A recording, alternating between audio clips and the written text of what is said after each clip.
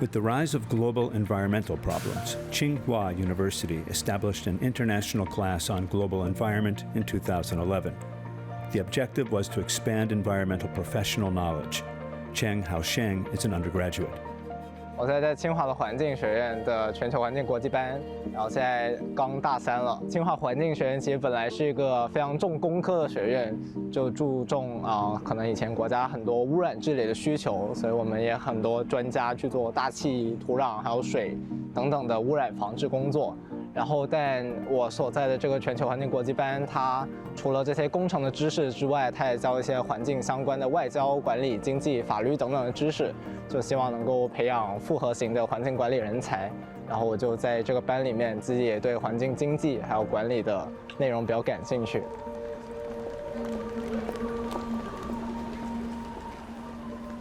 One of the things that motivates Cheng is his concern about future generations suffering a shortage of resources.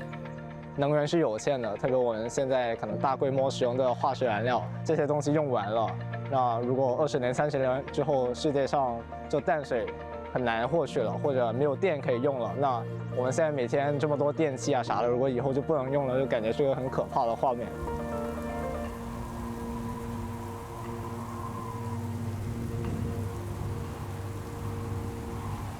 In 2017, a strong typhoon caused extensive damage as it passed through Cheng's hometown of Macau.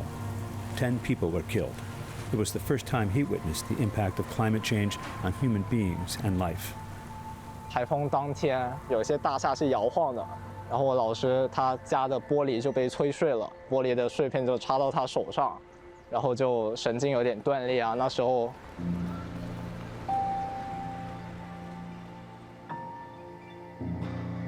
Cheng's love of sports and nature is another reason he cares about the environment. He enjoys working out. He also likes the harmonious experience that comes from performing in the art troupe military band. All of this adds to why he hopes to one day be an environmental diplomat.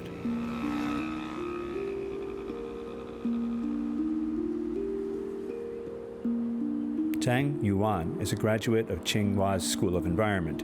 He then earned a master's degree in environmental studies in a joint program between Tsinghua and Yale University. Today he works with the UN. He's an example of a Chinese student who's incorporating Western concepts into his sphere of environmental knowledge.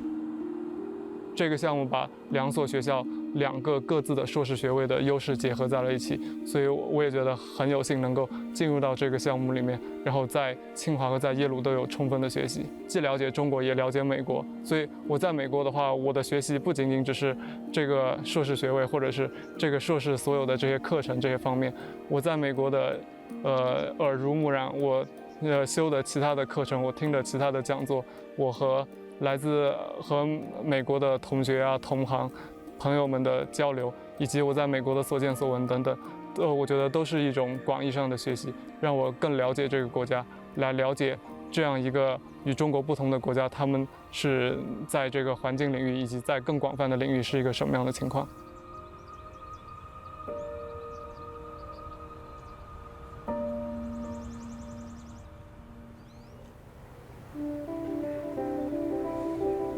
Tianchi Lake in southwest China's Yunnan province is the largest freshwater lake on the Yunnan Guizhou Plateau and the main water source for the capital city, Kunming.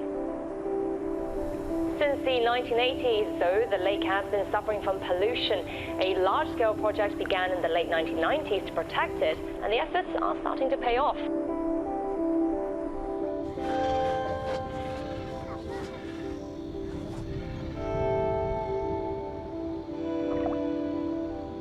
It's hard to tell now, but for over a decade, Tianchi Lake was covered in thick algae and filled with toxic wastewater.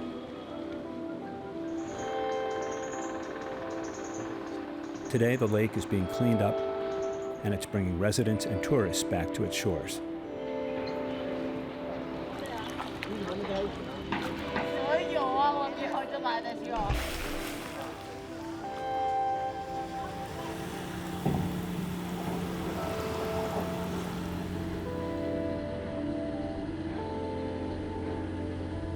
Li Chongxin is on the governance committee that oversees Tianchi Lake and this water treatment plant.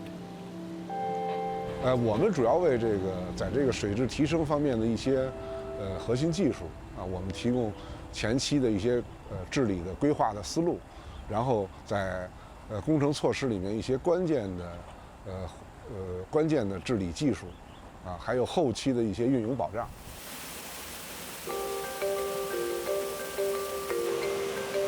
He and his team helped reduce the high levels of nitrogen and phosphorus found in the lake water.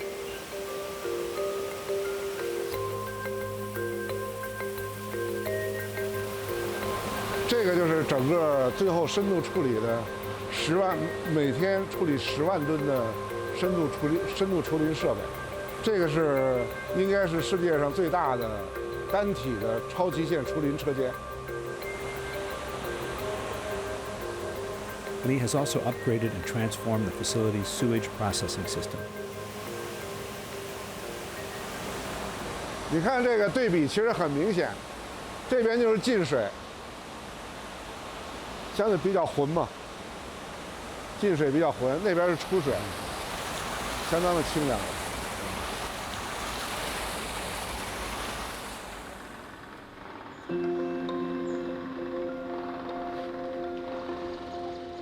The microbial treatment technology Lee uses has worked so well, fish, birds, and plant life have returned to Jiangxi Lake. 整个滇池治理是一个比较浩大的系统工程，现在还有很多的污染的因素，目前还没有完全的去消解。另外一块呢，实际上是全民保护环境的这种意识，还需要进一步提升。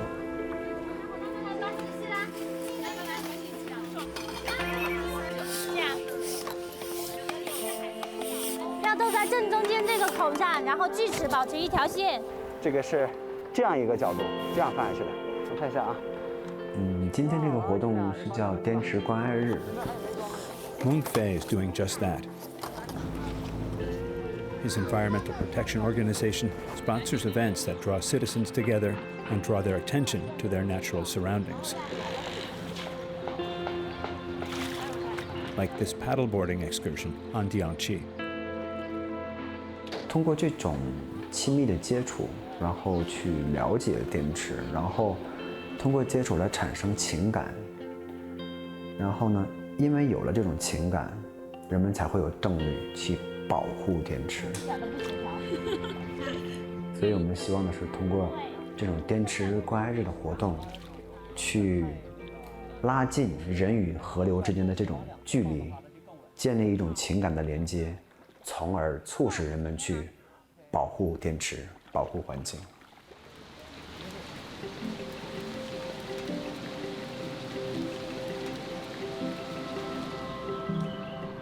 Mung is also what is known as a river chief. One of the keys to cleaning Jiangxi Lake has also been managing the 84 tributaries and 36 rivers that enter into it by creating sewage blocking systems. This allows Jiangxi to receive fresh water that helps it to self-purify. 我们作为河长是有义务去巡视我们所负责的河段。当然，作为一个环保组织，其实我们希望的是能够走遍昆明每一条河流。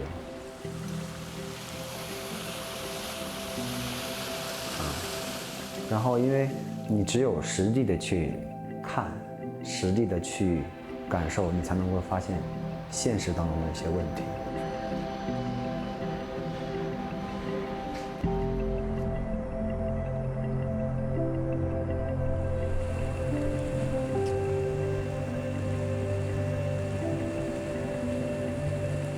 While challenges remain, Lee sums up their efforts to restore the lake on a positive note. 应该说30年来吧，30年来的最好水质。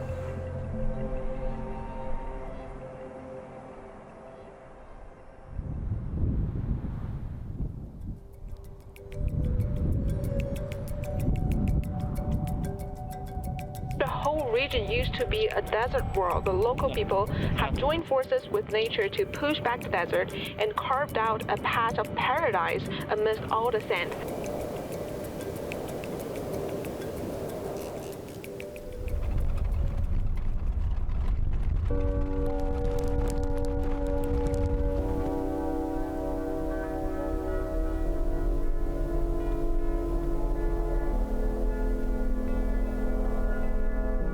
是一个土生土长的东北人，小的时候，一刮风呢，就是吃饭的时候碗里都是沙子，有时呢就是刮那个大风刮起来，就是晚上进屋睡觉了，睡觉以后呢，第二天起来以后呢，门都开不开了。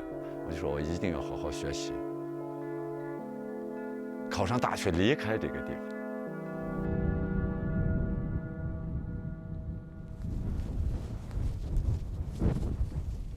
Tong Shi Ming went to college and graduated with a degree in forestry, but instead of running away, he returned home in 1991 to put his desert control knowledge to use. One of the biggest challenges of living in the Tenggare Desert is transportation. 国家呢，就是1954年开始呢规划呢修一条包来铁路，从包头到莱州。 大约呢，穿过我们腾格里沙漠呢，大约60公里。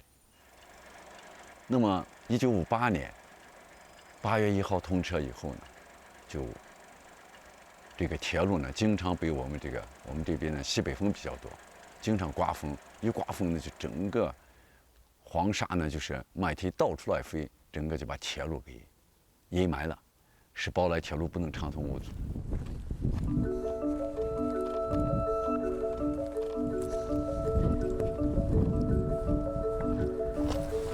Tong joined the government's scientific research team for desertification control.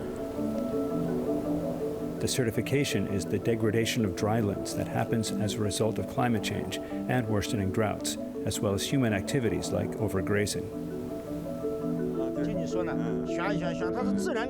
With limited funds to solve the problem, Tong experimented with several methods until he came up with a simple yet innovative solution: a grass grid. 你看，这草方格的草的长度是不能短于60公分的。这么对折一扎，扎在沙面下是10到15公分，上面呢留着15到20公分。那么在铺的过程中呢，在我们往底下铺的时候，草的长度是这个铺的厚度就是1到2公分，太厚了扎不下去。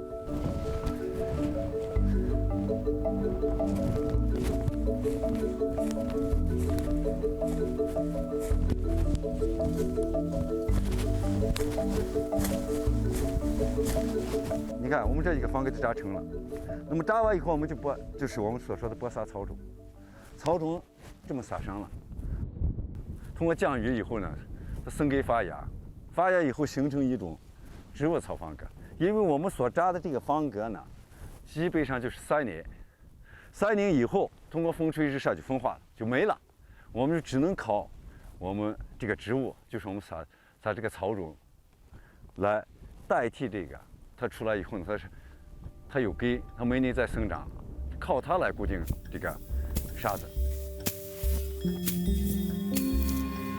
The roots are 8 to 10 times longer than the grass itself, and they reach deep enough to find underground water.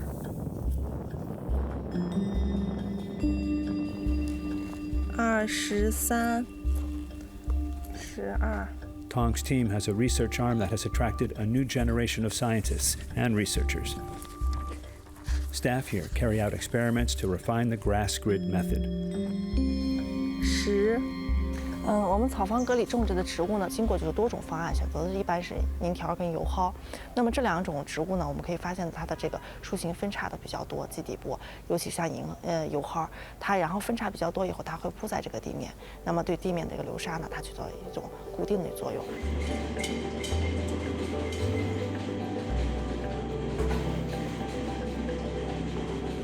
Researchers also study different soil compositions. They are even experimenting with algae as a way to control the sand. 我们就会定期收藻，然后把收的藻，然后再转移到那个蓝藻培养池，就差不多15立方米吧，蓝藻培养池当中再进行培养。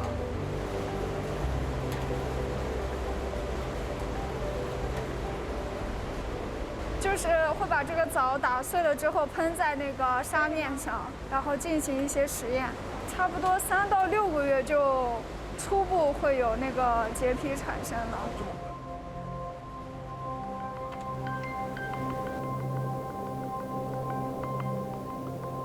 Starting in 2000, the government began to invest more funds into reversing desertification. Today, 1.5 million square kilometers of desert in China have been treated. 你看，这地方方格扎好以后，种的草，你看，我心情特别激动，因为在沙漠里面，是种活一棵树，种活一棵草是很不容易的。就是我到了沙漠里面，开着一个，在沙漠里面活上一棵树一个草，就像爱护它们，就像爱护我的小孩一样。这是一代人接着一代，就是这么盖下来的，才使我们的这个沙漠呢，北边呢形成了一道这个生态的屏障，就保护着我们的家园、我们的黄河，还有我们的铁路和其他基础设施。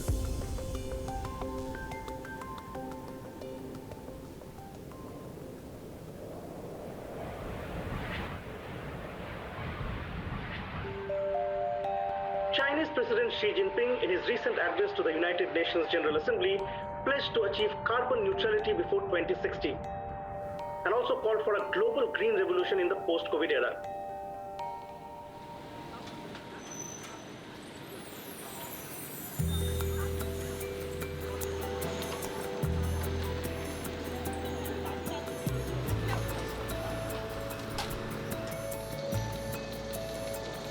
At Tsinghua University, students like Chen Xiaoxi have committed themselves to realizing China's goal of carbon neutrality by 2060.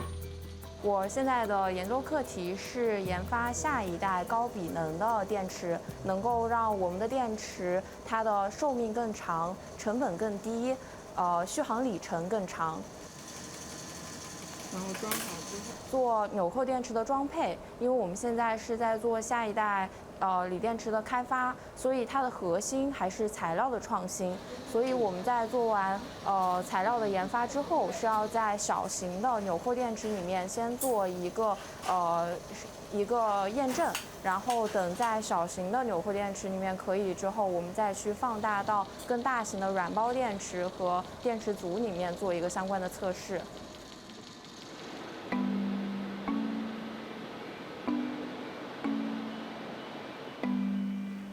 因为我们提出碳中和的目标，距现在其实只有38年了。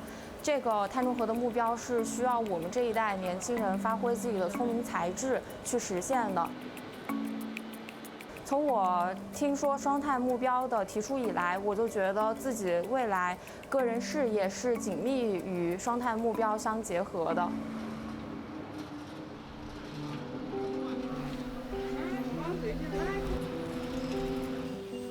It's not just students in the sciences dedicating themselves to this goal.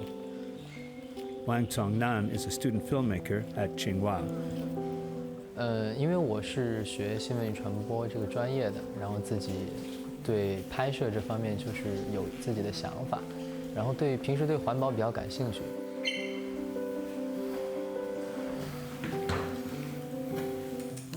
我这段时间脑子里一直在想一个问题，因为我看到一些很多不环保的现象，我在想，如果地球就是像我们房间那么小的话，那人们所有对环境所做的一些不环保的行为，比如说乱扔垃圾或者是浪费水资源，那岂不是都会直接的报应在人的身上？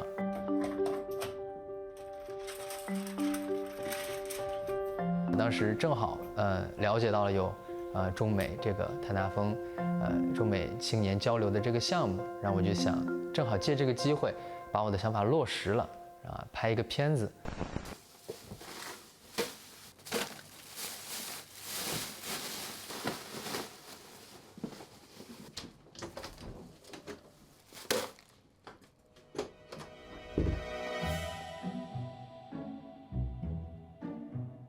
这个作品我当时发在微信朋友圈里面，第一天这个视频就有了1.5万的播放量，当时被清华大学的研团注意到了，然后中国日报的21世纪杯也注意到了，然后转发了我这个片子。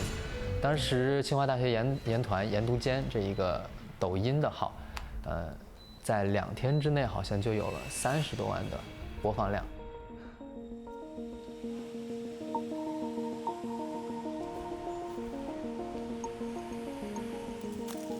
在很多媒体传媒的作品当中，就是得让大家知道这个是你的责任，这是你的社会责任，这是你的美德，让大家觉得这个事情和自己息息相关。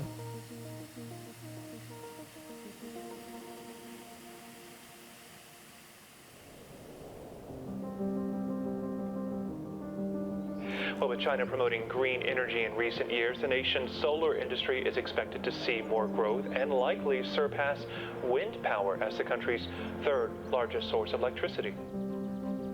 Since 2011, China's solar power market has grown enormously. In 2015, China outranked Germany as the world's largest producer of photovoltaic energy. Photovoltaic cells are the main component of a solar panel, also called a module. As sunlight hits the panel, it produces electricity. Many panels combined are called an array. 那个主要是你看咱这里这功率模块这块，也不知道是这个电容还电感还是功率模块哪里出了问题。电压有稍微AB 啊或者 BC 啊，它那个 AC 电压有一点点偏低，有可能这个接触不良。Yang Peng works for an energy corporation in Anhui province that helps power the state grid. His job requires him to spend much of his time in the field, advising clients and associates. 我目前的具体的工作主要就是配网了，就是运维、精修，另外一个就是新能源这块，主要这块就是协助新能源发展。比如讲这近期我们这块就是一个鱼光互补的那个光伏发电。那个风力发电，等于我们就是跟后面提供一些咨询跟服务。平时的维护，你像这个杂草，包括这些油污，给它及时的把清理，这个保持这个正常的一个光伏采挂呢。对，用户的光伏发电，对用户也造成很大的收益，对吧？就是一次性投资啊，它这个就这个光伏发电过后。它那个余额就是用户省下来的，等于用掉过后省下来的电就反馈到那个国家电网。另外一个就是从大的环境，环保啊，这个节约能源，节约那个化石能源，这确实起一个很大的作用。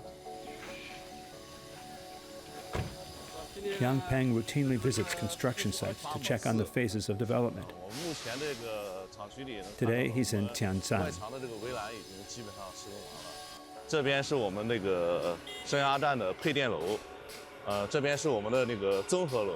综合楼主要用于一些这个生产、办公这个方面。目前的话，这个还在做一些基础的那个承载工作。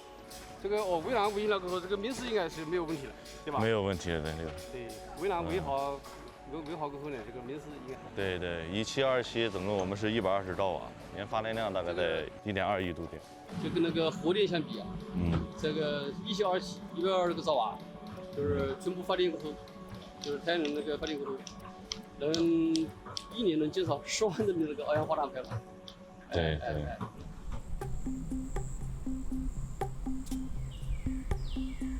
Wind power is also an important part of the new energy industry.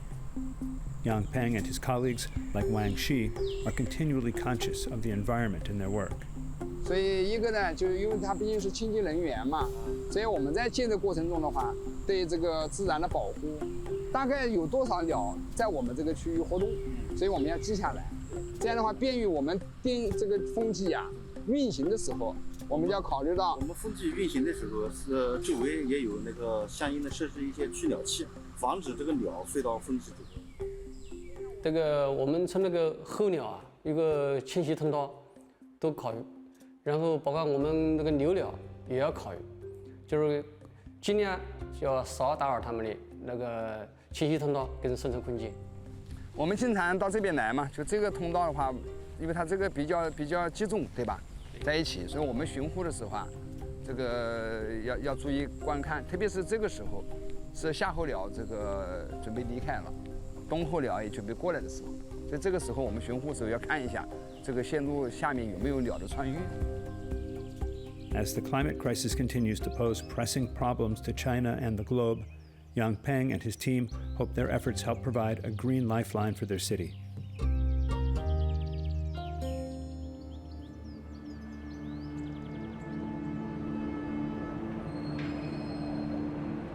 China's decision to commit to a carbon-neutral future by 2060 is garnering praise at the United Nations. The ancient city of Nanjing in Jiangsu province has been home to 6 Chinese dynasties. Today it's home to the ZTE Global 5G Intelligent Manufacturing Base, a telecommunications provider using 5G technology to empower digital transformation. ZTE is also committed to building a green network. 其实聚焦的当前的话来说的话，聚焦的比较多的就是我们怎么来升级改造我们的制造系统，从硬件和软件部分。那硬件部分的话，其实说白了，我们就关注第一个生产的一些效率怎么提升啊，然后我们的一些质量怎么提升啊，我们的成本怎么降低啊。成本里面就会涉及到我们这些咱说的，其实我们的成本里面非常重要的一部分，就是包括了我们设备的能耗，还有我们工厂环境的能耗，还有我们这个对怎么来对能耗来进行监管，降低我们这一部分的这个费用，其实也就是我们现在所谓的节能减排了。Changhua Wei personally inspects all of the company's equipment, which is connected through 5G technology, to make a careful calculation of how much energy is being used. 就是跟产品相关的部分，我们才进行对它加热。我们那个温控要求也比较高一点，同时它的保温部分也做得比较好，就是它这个一旦加热起来，其实后面就是保温就可以了，不需要再持续加热。这一部分就保证我们这个就是能耗的要求啊，一直是比较低的。那我们去现场确认一下这些波动比较大的地方，我们去看一下设备是不是有异常。The company's data center also plays a role in lowering energy consumption. 这个是中兴通讯的这个自研的微模块数据中心机房，模块化的机房的话，它是相当于把2列机柜分别做成一个冷通道，然后这样的话，然后这个微模块里面的能量就全部用来给这个服务器进行制冷的，然后就不会跟外边的热量服务器排出热量混合，所以这样也会带来一个制冷效率的提升。按照我们数据中心的整体规划，一共是1100个机柜，然后相对传统数据中心来说，这种微模块数据中心 PUE 降低0.4来计算的话，每年可以节省3000万度电。这个工厂在生产的过程中，其实涉及到能耗的地方无处不在。那我们有一个要联合集合的一个团队呢，就是这些人一起去看，就是换句话说，我们这个系统当时的设计的这个初定的这个线是否合理，可能需要我们这个不停的去探索、实践、改进。我们今天开一个这个节能减排的这个会议，所以我们会在大概每个月度吧，就会做这么一个联合的一个每一个角落都去走一走的一个巡检，它是有利于把我们这些人共同的认识的一些经验反馈过来，变成我们数字化的一些模型，再来优化我们这个监控系统，啊，这样的话就是不断的来优化我们的能耗，啊。ZTE has a strict grid management system in place, which includes shutting off all of the office lights when employees leave for a break. 都是机器比较偏多的地方，我们照明其实也没有全开，啊，这样的话也对照明的部分的用电量也会有一个我们叫有一个平衡吧。我们按需来进行控制这个灯光，就比方说我们现在作业人员比较少，这工艺不需要，那我们就不都是机器人作业的时候就全部就不开灯了。就是我们照明部分，因为随着我们自动化程度越来越高啊，我们数字化程度越来越高，其实很多生产的环节逐渐的就是从少人化到无人化了。那这一部分的话，其实从实际生产的过程中是不需要照明的。那我们再做一个智能的一个灯控系统，那这样的话就是有人进入的时候它才会亮灯，无人参与的时候它其实就是黑灯状态，也就是现在业界也有一些说法吧，叫黑灯工厂。那以后比如说类似这种纯机器人作业的，这种就是这样，其实我们完全不需要开灯啊，不需要。现在都是黑种是吧？对对对，不需要开灯。自动化程度高的是吧？是的，这个很好，根本上就没有必要开灯。你看这就是比较好，是的，工作好，真正的把照明都出现了无人工厂，啊，这就是无人车间的一个样子，就这样。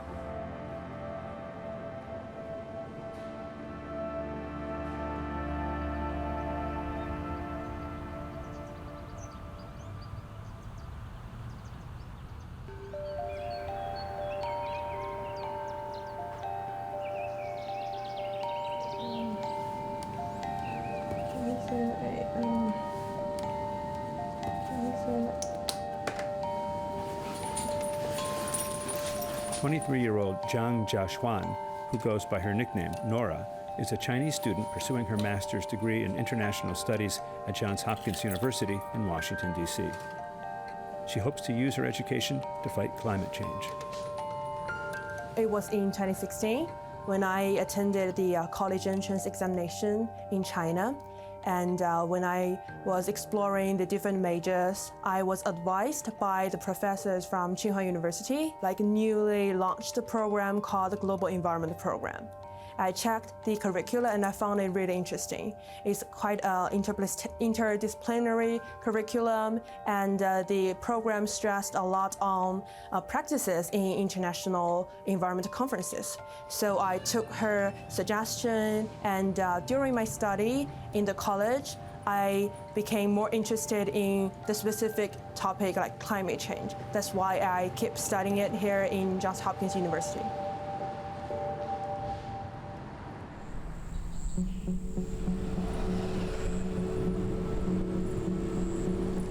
From droughts and wildfires in the western United States to heat waves in France and Spain, countries around the world are trying to adapt to the globe's changing climate. In July, record-breaking rains in China killed more than 300 people.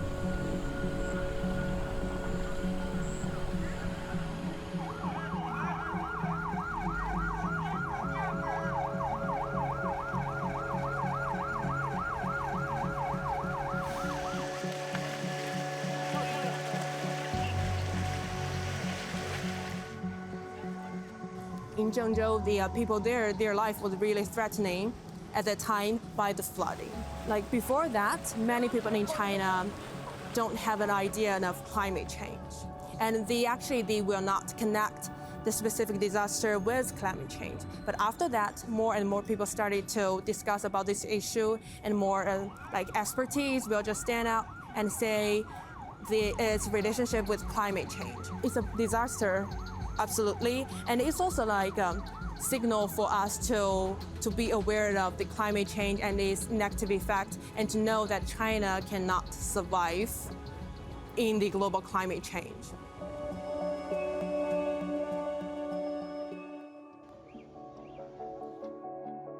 While pursuing her bachelor's degree in China, Nora attended several international climate change conferences.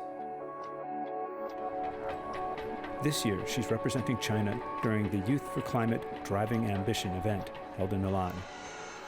We will talk about the hot issues related to climate change and the youth participation, including nature-based solutions, which is my specialization. And I will gather more like 400 participants around the world, so it's quite interesting. And it's also a part of the COP26, the UNFCCC COP26.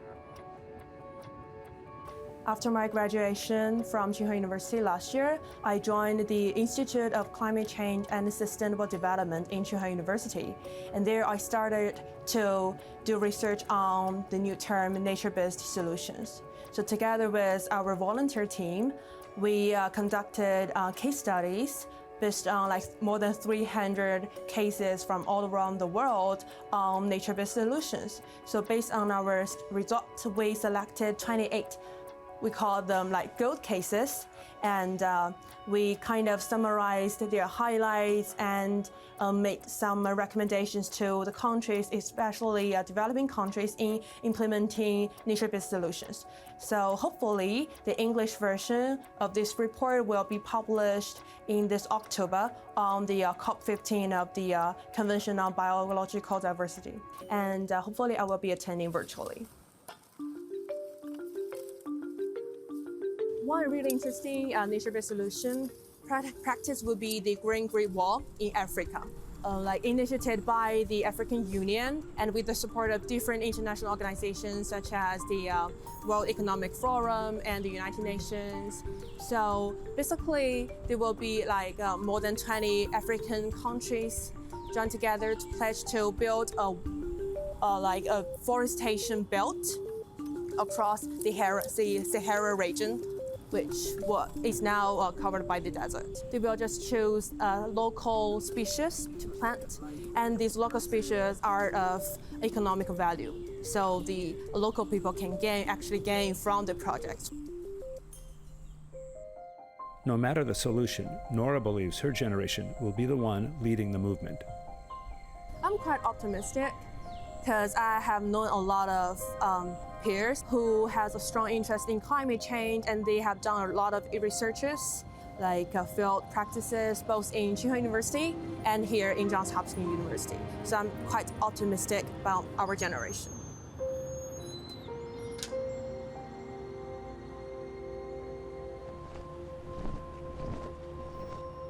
Chinese President Xi Jinping gave a speech on China's commitment to fighting climate change. President Xi emphasized China's commitment to green development using a people-centered approach. China's ancient waterways have been helping the country's business prosper for 1,700 years. The Changhu-Shen Channel in Huzhou, Zhejiang province, is one such waterway. Gu Weihua runs his business on it. 这个不是第一次用了吧？这个不是老师用的啊。你里面的电器这种都关掉了。等一下，我要去关。我找好了，查好了。对，最后一个。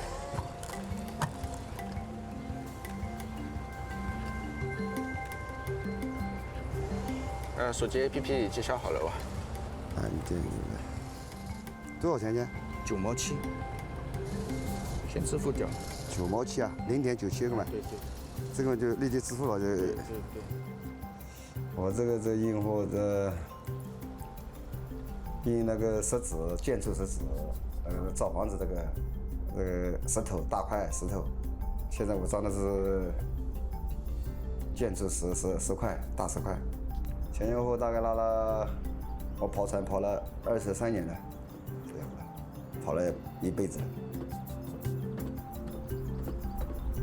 For commercial shipping, China has been gradually making the transition from oil, the traditional fuel for vessels, to shore power or shoreside electrical power. It's helped improve Gu's quality of life. His boat now has things like air conditioning and rice cookers. 暗电大概有4、5年了吧。你没有暗电的话，我们以前自己发电的小柴油机，发电嘛又耗油，对不对？还有污染重。进一次特巡会，看看里面有没有高警的。Almost 400 charging stations have been installed in Huzhou alone. They help reduce fuel consumption by 136 tons and carbon dioxide emissions by 428 tons per year. 国家现在要环保嘛，当然我们这方便了实惠，对不对啊？这个电费嘛也便宜，现在比以前还便宜，现在3毛1啊。我倒半倒啊，我不出倒啊，我稍微倒一下。The advancement of shore power and photovoltaic energy has helped move China in the direction of achieving its goal of carbon neutralization. At the core of energy transformation and emissions reduction are enterprises. 今天1个小时用了多少吨水呀？1个小时，如果像这种1个小时的话，也就是1吨水。现在用的是保鲜粉还是划船清洗剂？现在是划船清洗剂。划船清洗剂。浇料按照1台的机器的话，现在是2台机子，现在的用料跟原来比是增加了多少？现在是用量方面增加了，基本上是比以前还要少，而且产量是增加了1半。我们企业呢是从2010年开始的时候就已经达到升级，到后来我们意识到这个国家比较重视环保这一块上面，把我们在技能上、设备上，还有这个工艺上、人员调整上都做了一个很大的一个改善。从前年开始起的时候就关注，政府在推广这个碳效码这一块上面，那我们也在关注在像去年的时候，我们的碳排放还是超标的，跟同行业的一个水平来比，我们是超标的，还达不到同行业的那个平均水平。但是从去年我们安装的那个光伏发电，发电完以后，我们的这个成本降低了，降低这个电的能耗基本上是30%。用了那个光伏了以后啊，我就能发现空气的排放量、污染啊，都整体下来了很多。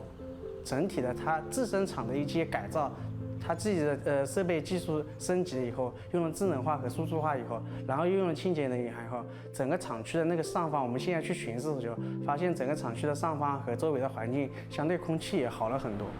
这什么位置啊？哦。那我们国家电网的员工呢，主要是要主动服务企业，这个是最重要，主动服务企业。如何服务企业？就是运用我们现在有大数据中心，运用我们的海量的大数据，去帮助企业啊制定他们一些用能叫能效分析。通过这些能效分析啊，帮助企业就是发现他们企业生产计划中一些不足，然后从而帮他们制定一些好的计划。或者说给他们一些指导意见，然后帮助企业做好节能减碳的转型工作。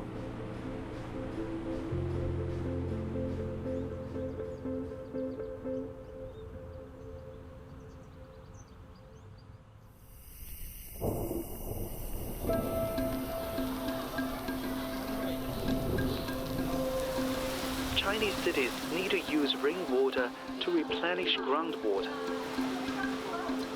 The new concept may help reclaim a lost way of life, keeping as much water as possible.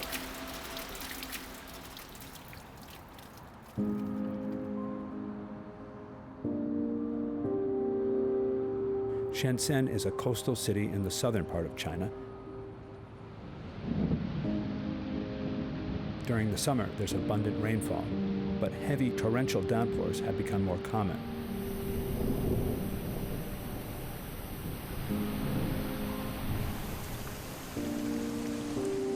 With the help of tech companies, Shenzhen is becoming a sponge city, finding ways to absorb and store the excess rainwater to reuse later on.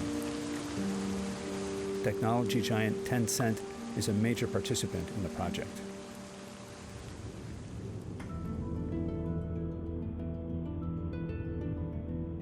Zhang Shanjuan has been working on the Sponge City project since its inception. 在规划建设滨海大厦的时候呢，腾讯就将它作为一个海绵示范项目来做，整个大楼都做了全面的海绵设施覆盖。广场上铺设了透水砖，建设了雨水花园，让整个大厦在暴雨来临时都不会出现积水和内涝的情况。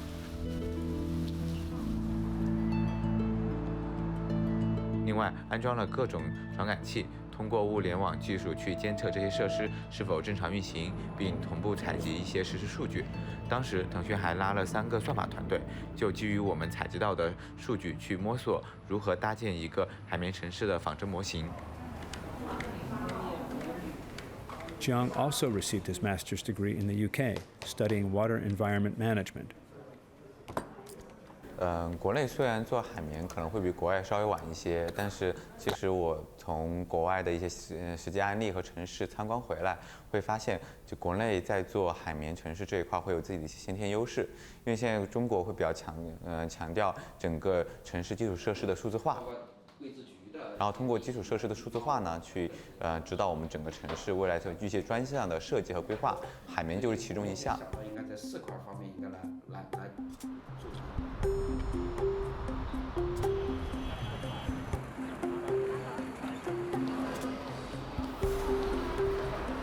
In 2020, Shenzhen launched the Smart Sponge Management System. It adopts new technologies such as big data and the Internet of Things to manage over 4,700 sponge projects in the city. Tencent's cloud team, where Jiang worked, provided technical support. 我们原来做物联停留在室内，然后它的传输的效果和室外有很明显的差别。也通过这个项目，我们逐渐去搭建了我们对于户外物联数据采集的这么一套知识理论，去构建了我们的一些经验的积累吧。然后最后也把这块经验成功复制到整个深圳市的。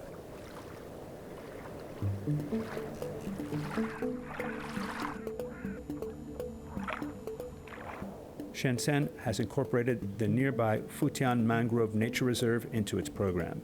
Because of Sponge City, the reserve has reestablished a healthy ecosystem and witnessed the return of wildlife.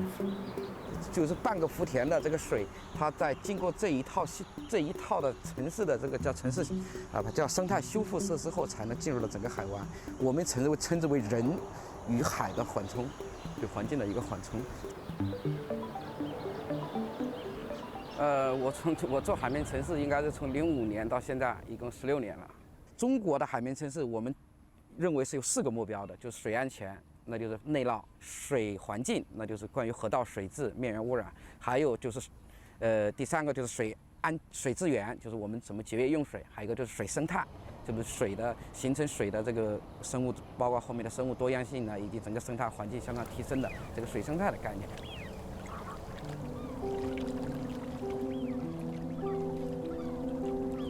那我们刚接手公园的时候，这个鸟类数据大概是在70-80种，一年能够看到的种类70-80种。然后现在我们在园区能看到的是167种。也就在4年的时间，翻了2倍还多。对。我们顺着这个桥，就是桥那边是那个植被有点高了哈，对，顺着这个桥一直往外，也就是这条河道的出水口的位置，就是我们发现水獭的位置。对，那水獭、小灵猫、豹猫，还有黑脸琵鹭，都是在这条河道上发现的。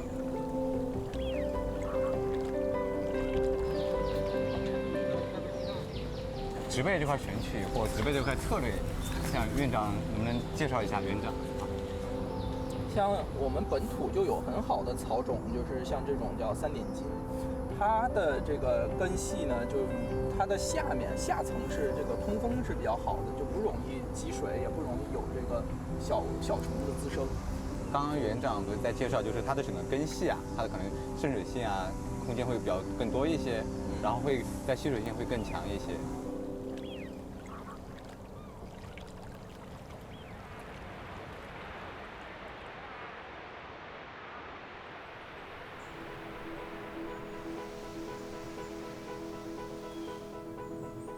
When I was a child, my parents bought me a microscope. In my high school, I feel that chemistry is pretty cool and I can maybe have a life in the laboratory. So I chose chemical engineering.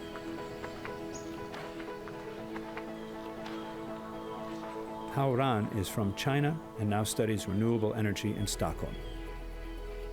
I always interested about the clean technology, about the climate change issues. We don't have enough clean energy.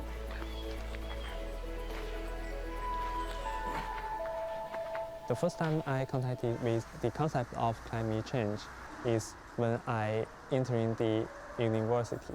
Because of the air pollutant in Beijing at that time, 2013,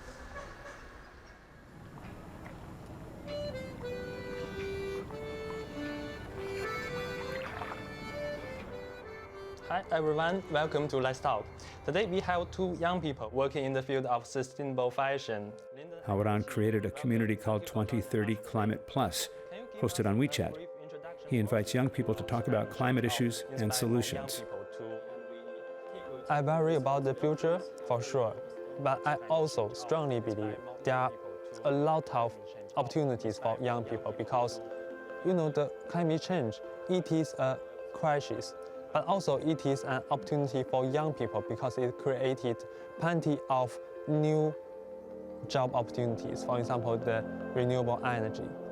If young people pay attention on this, it can not only save our planet, but can also give ourselves a better future, a better career.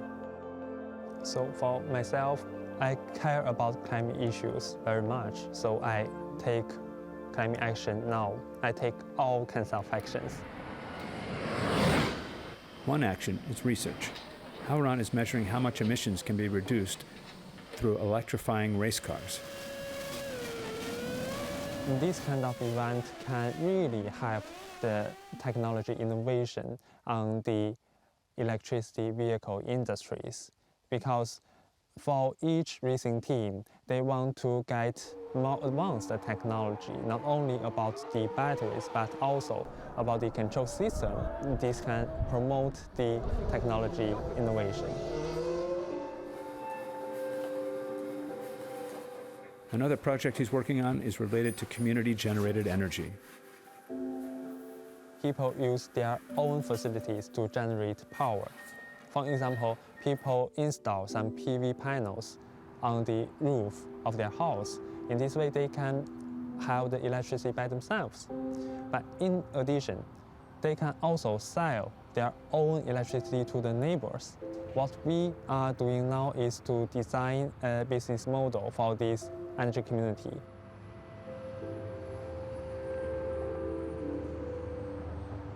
Howron believes this research can't happen in a vacuum.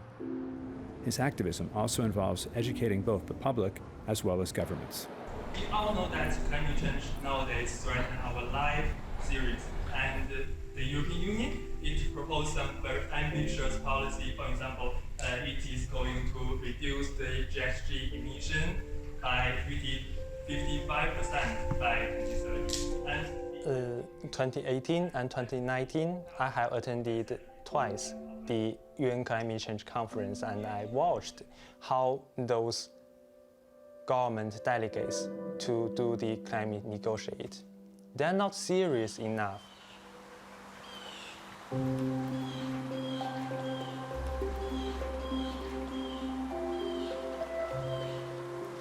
really believe that what I am doing is very meaningful and also very interesting. So when I wake up every day, I always feel hope, and I'm always eager to do more, to take more action related to combating climate change. And I feel happy. I have the opportunity to do some real scientific research and take some actions, to do some climate communication and to use voice to let more young people realize the urgency of the climate crisis.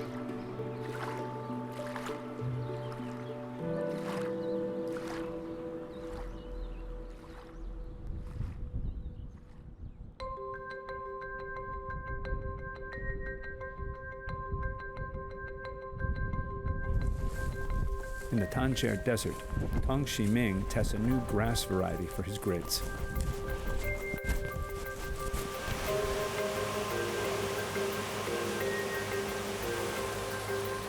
While in Yunnan province, Li Chongxin checks the water quality levels in Dianqi Lake.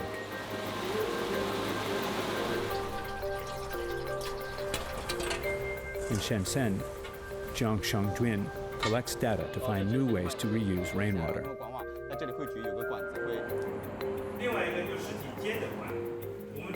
And at Tsinghua University, Zheng Haosheng immerses himself in his studies, preparing to be part of the next generation of researchers, scientists, and innovators tackling climate change. 感觉是一个一直往上的过程，我也不太知道就我以后会接触到什么，学习到什么，但就我还是非常幸运能来到这个地方学习，然后在这个想法可以有一步一步的跃升，然后也希望以后可以在气候还有环境领域可以贡献自己的这些经验还有力量。